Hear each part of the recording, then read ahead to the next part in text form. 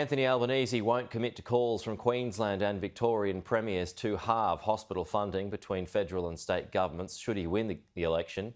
The Labor leader was happy to talk up wages and conditions while marching alongside health workers in Brisbane, but wasn't prepared to promise increased funding for the sector. Marching across the halfway point of the federal election campaign, Anthony Albanese alongside union members in Brisbane's CBD. The annual Labor Day march, friendly territory for the former union secretary.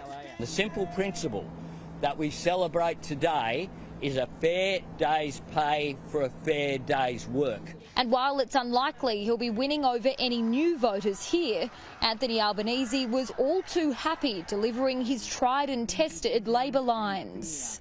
You deserve a government that wants to increase your pay.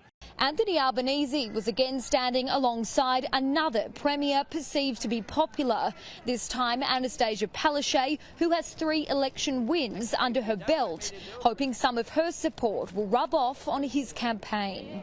We need a Prime Minister that unites this country and does not divide this country.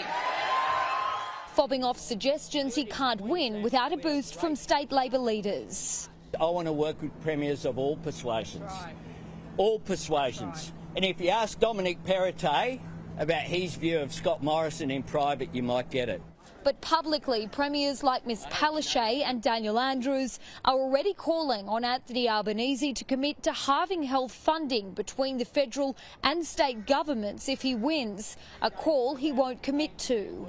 We're not promising things in advance and then we'll say something different after the election campaign. I know with Anthony he will listen. The latest news poll shows Labor on track for a federal win. The party's primary vote up 1 point to 38%. The coalition steady at 36%, pointing to the possibility of a hung parliament.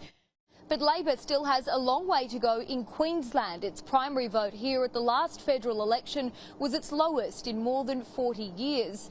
A new poll in 9 newspapers shows 41% of people would still vote for the coalition, compared with 27% for Labor, 18% for the Greens, and the rest would vote for minor parties. And with less than 3 weeks to go, Anthony Albanese will continue to target Sunshine State seats, which could decide who wins government. I'm relying on you, Brisbane, to bring this home. Julia Bradley, Sky News, Brisbane. The next candidate clash in Sky's Battleground debate will be live 2 o'clock tomorrow. The Labor, Nationals and One Nation candidates for Hunter face off in the race to replace Joel Fitzgibbon.